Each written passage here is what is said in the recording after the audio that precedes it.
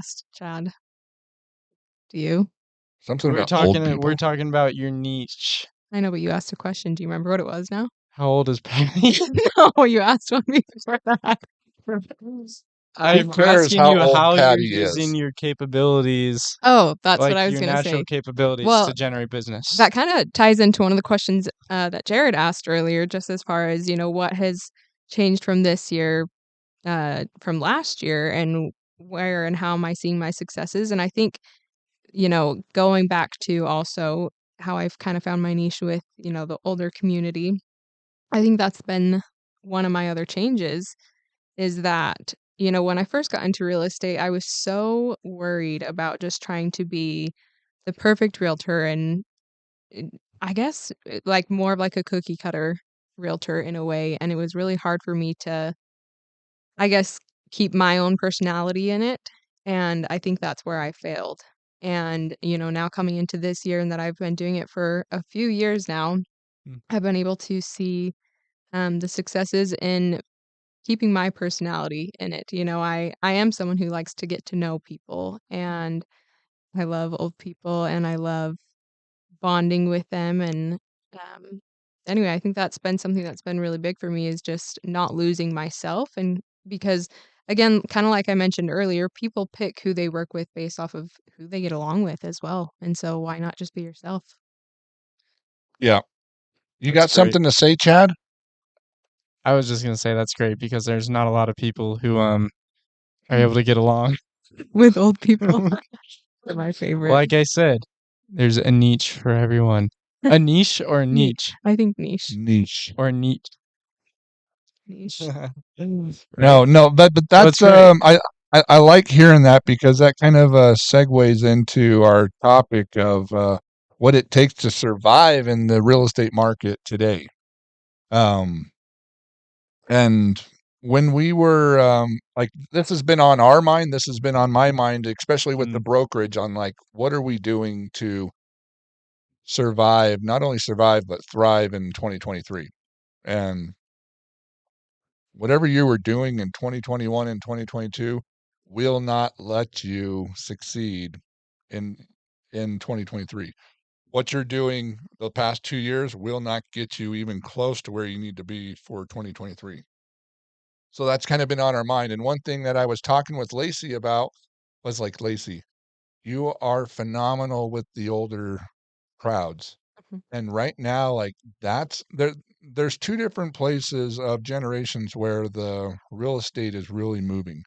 And that's within the Gen X and the baby boomers. Problem with focusing on the Gen X right now is they're all buyers. There's a few that are out selling and stuff and, moving to their next home if they started early. But the biggest problem is there's no inventory. And so if we're not focusing on the listings, what's one thing I always say, Chad? Listings are assets. Buyers are just a paycheck. Boom. Yeah. Think So, about that. yeah, think about that. Let that soak in if you're an agent. Listings are assets, buyers are paychecks. Paychecks. So, and the reason we say that is because when we have listings, if you're marketing that listing right and you're leveraging it properly, we should be able to start picking up more and more clients just off of that Mhm. one listing. And I will say this: buyers are hard paychecks. Especially in today's market, Yeah, buyers are it really is hard difficult. paychecks. Not only do we have to get them Yeah. to understand and to see why it's a good time to buy, because everyone sees from prior years like 2.5, 3% interest rates. And now that we're in the high fives right now, Mhm.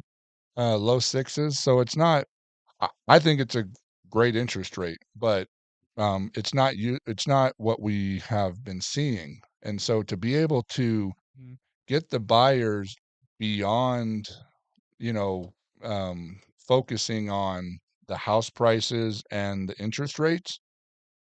I mean, those are all important things, but at the end of the day, like that shouldn't dictate whether or not you're buying a house or not. Mhm. And I know that sounds weird, and I'll probably get a lot of people, like, oh, house prices are as much as highest they've ever been, and it's unaffordable. I'm like, well, that's not entirely true because it is affordable because we're picking up at least 10 to 15 buyers every single month that are ready to buy. Yeah. And the one thing that we're always telling our buyers, I'll just one more kick about our buyers is, like when you're a buyer, we don't we tend to gather information from everywhere. And if you're not, and that goes back to us, if you're not telling people that you're a real estate agent, and not only telling them that you're a real estate agent, but expressing, you know, that you're a real estate agent and why it's a good time to buy, and educating them and making them feel comfortable and trust within you that you're saying the right things, then that's the first step of getting buyers in the door. And sometimes that can be super, super difficult, especially when the market shifts so quickly because they were so used to something else. But then on top of that, now we're dealing with lower commissions. We're dealing with no inventory, multiple offers, and it's a grind out there. So not only do you have to be proficient and knowledgeable in where the market is, but you better know how to write a damn good offer. Yeah. And I see it all the time, especially in all these real estate groups on social media. I'm having troubles getting my offer accepted. Can anybody give me some advice on how to write a strong offer? Yeah, join Infinite Real Estate. Yeah. There's so much more to writing a good offer than purchase price. And so maybe we could dive And we can into dive that into that another time. For another all you time. that are wondering Yeah. what a good offer is, we'll get Real you next quick, I time. wanted to go back. Jared, what's the quote that you always say as far as Right it's now, you're being a bitch, but someday Thank you're going you. to be a badass bitch. Oh, yeah. That That's one? a good one. That's a good one. I have That that one. wrote on my whiteboard. No, the one about buyers and buying, it was something to the effect of the best time to buy is when what's the rest of it? What do you say, Jared? I have no idea. You always, because people always say like, "Oh, is it a good time to buy? Is it, whatever?" And your response is the best time to buy is when you're ready, or what's the So there's a couple of quotes out there's there. one that Jared always says, and There's wait to buy real estate or buy real estate and wait. There's time in the market is better than timing the market. that's a good one.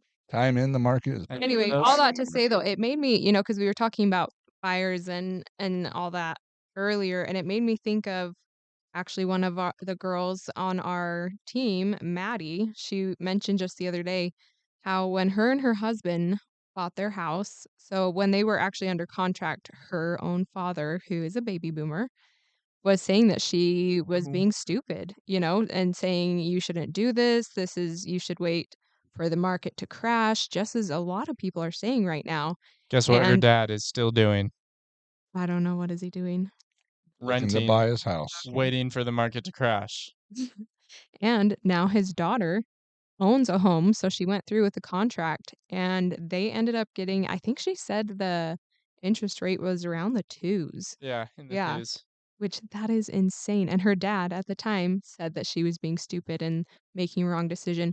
But she felt right about it and she saw the worth in getting a home and, and all the equity that she could build from it. And right now she's built so much equity on that home and it's been, I believe, only about 2 2 years. years, yeah. Yeah.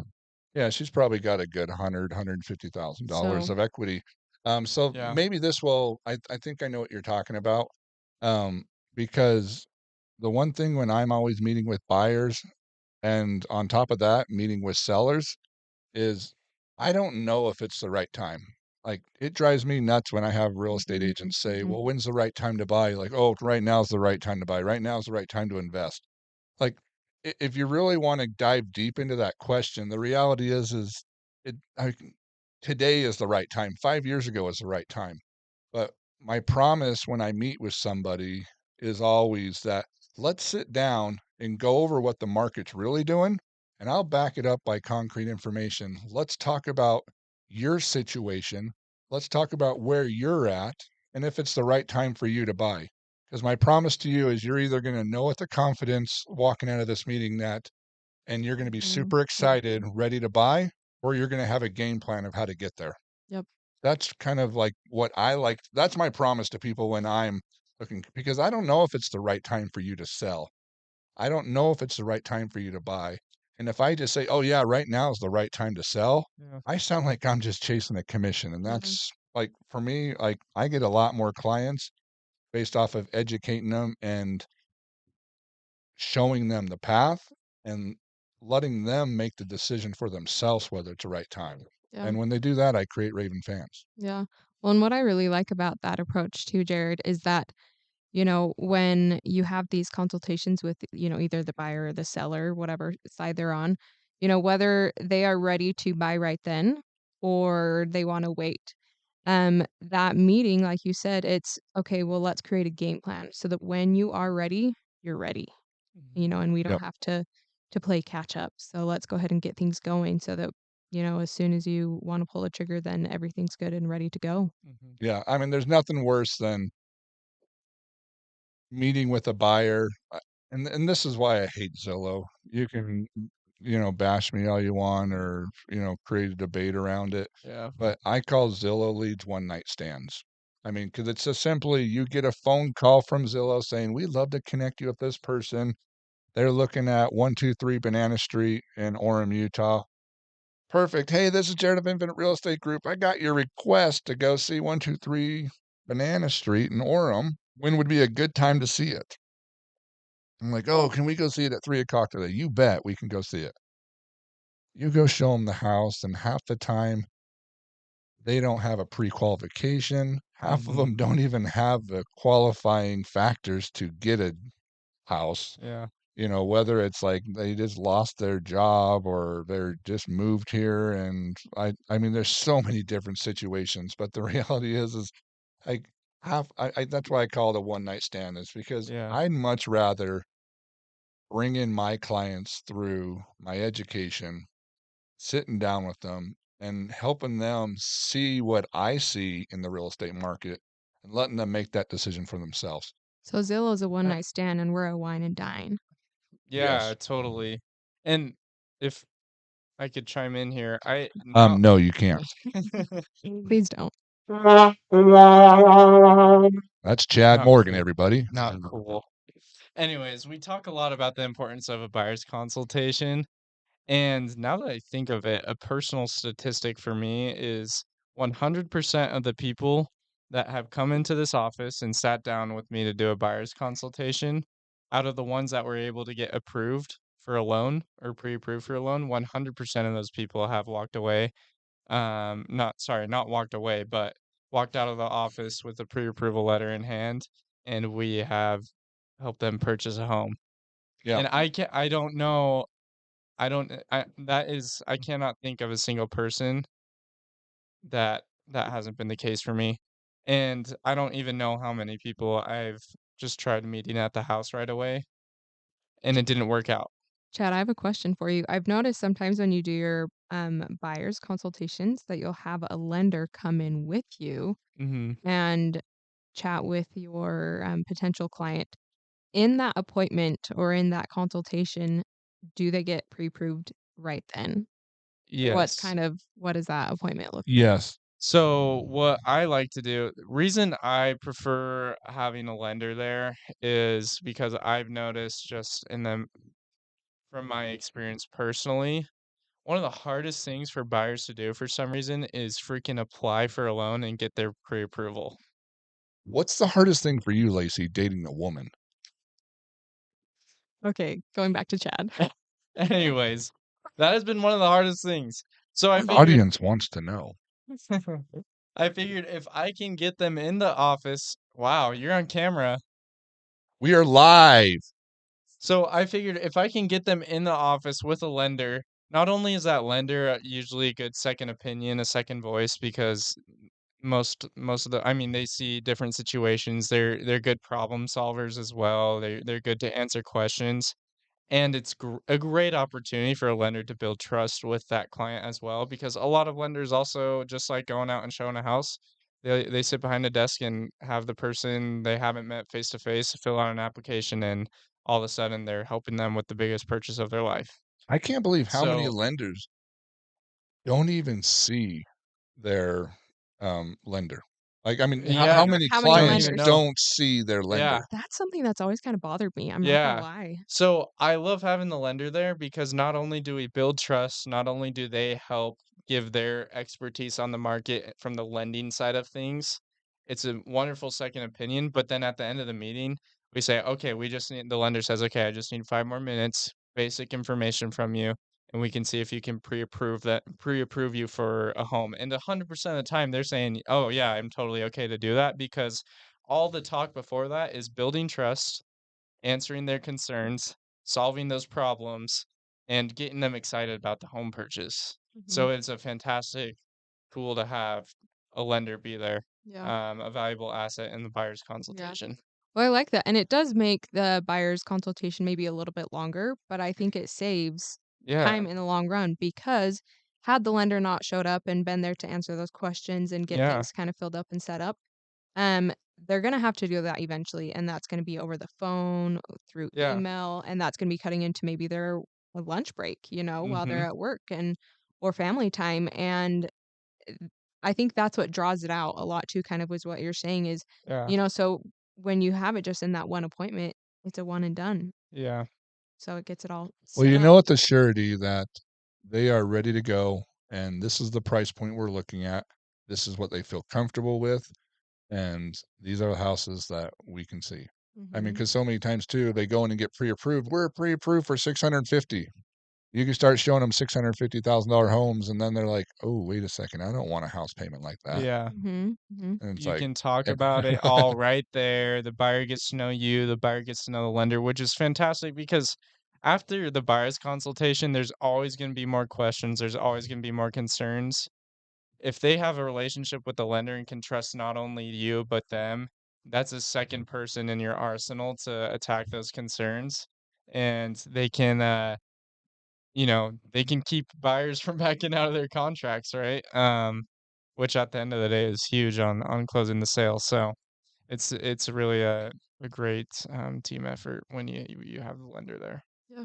I yeah. agree. Yeah, so let's get into these listings for a second because this Yeah. is where we're focused. If you're an agent and you're still listening to this podcast 40 minutes into it, good for you. Are Let we me know you're live? doing this, and I got a free lunch for you. Are we live? We're live. I don't think we're live because Chaz, our engineer, is effing it up. Don't worry about it now, Chaz. But anyways, here we go. So if you're an agent and you're looking to keep your business booming this year and you're looking to make a statement in your market, what are the things we should be doing right now? I'm looking at you two agents right now. We're talking about listings though. Yeah, Yeah. what's the I don't know. specific Do you area? think listings are where it's at? Or do you think you Yeah. can do the same thing with your buyers this year? I think you can be more dominant as a listing agent in the market. I mean, when there's low inventory and multiple offers going on, listing agents along with their sellers really have control. In 2023, listings is where Infinite is focusing. Because why? Listings are assets, Aspects. buyers are paychecks. We're looking for those assets. We're looking to keep our business booming. We're looking to be in the neighborhoods and in the farms of where we live and having people reach out to us for that advice and knowledge when it comes to buying or selling a home. And so when we're talking about listings, what kind of listings are we talking about? Like where are you guys liking to focus right now when it comes to listings? Because there's so many different avenues that we can take when we say focusing on listings. Lacey, we talked about a really good one with you and your love for old people. I guess I don't know where you're trying to go with this. Well, Lacey, I'm trying to get you more listings here. so yeah, so one of the things that we Welcome, Lacey. Welcome to the Infinite Real Estate Own It Studio. thank you, thank you, I thank think she you. dozed off for a second, thinking about Officer Coddle. It's true. Officer Coddle. It's true. Um, okay, no, so kind of what we had discussed previously was, um, was I've totally lost my train of thought now. Oh yeah, doing reverse mortgages. So at Infinite Real Estate Group, we have okay, you guys are so distracting. Lacey, we are just having a good time. Too good of a time. No such thing. True. Okay, anyway, so over here at Infinite Real Estate, what is happening? Shut up, Lacey. Just tell us your story. Well, I like talk and then like everyone's taking clothes off and you're falling on the floor. He's working on my lighting to make me look better. Are we live? Yeah, we're live. We have. Oh my gosh. Let's see. Officer Coddle, welcome We to the have Officer podcast. Coddle we on the should line. we should call her. That'd be fun. Okay. As Can far I as get onto your phone? you want to? I'm scared. Okay. Whoa, my face is really shiny in here. Yeah, why is it red on the camera?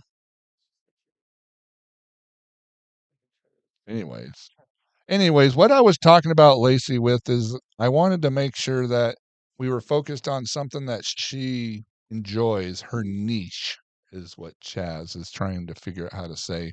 But what we've been focusing on is that niche. And she is very big into like she gravitates towards old people. She loves them. She thinks they're cute. She loves talking to them. She loves hearing their They're just stories. so wholesome. And so when I was watching this, and what's the guy's name? Stan. Stan the man. Good That's what old I call him. Stan. Oh yeah. Good old Stan. I said, Lacey, we should be out there because where our office is, there's this like I don't even know what it's called. It's like It's called Applegate. okay, it's called Applegate, and they feed a lot of old people there. Yeah, these You old tell folks, us. they come and they do activities there. They'll do some classes every once in a while, and like Jared had mentioned, they'll feed them. They'll do lunches and stuff Yeah, like that.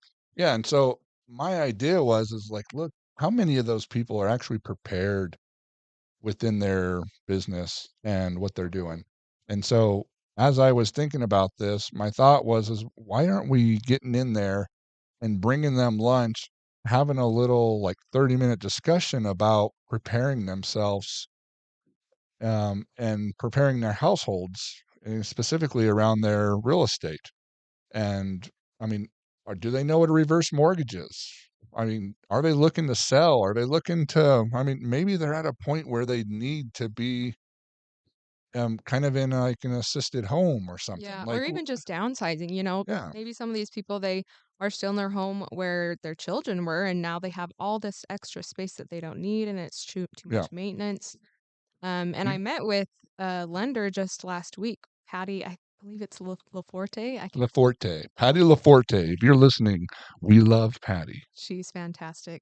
So anyway, yeah, so her and I met and we talked about reverse mortgages and you know, maybe we can talk about this further in another podcast, but reverse mortgages are available to those that are 65 and older, and there's so many benefits to it. And like Jared had mentioned, this is something we wanted to introduce to this group that's just over by our office, the Applegate.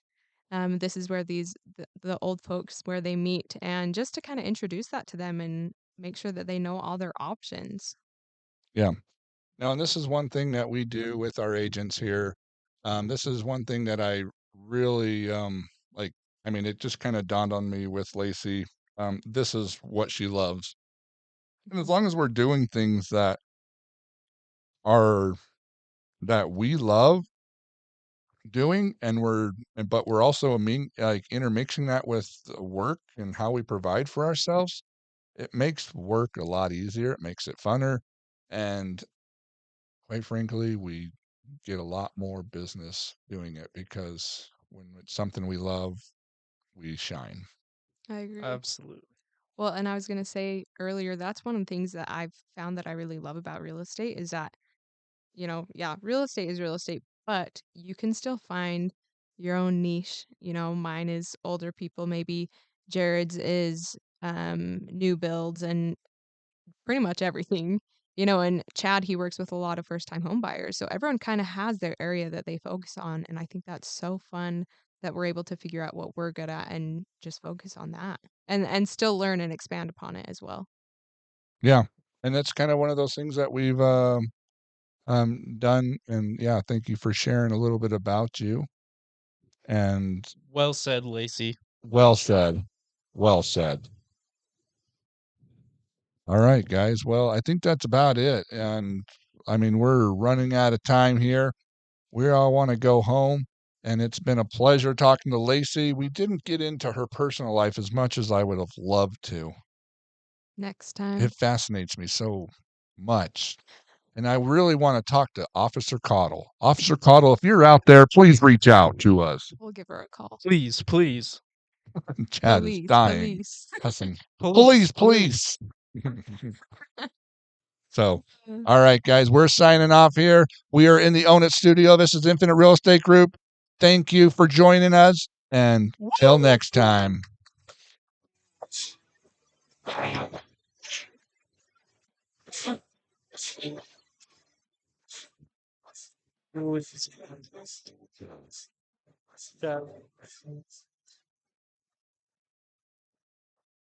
Julia just called me. She wants it, bro. I couldn't connect it.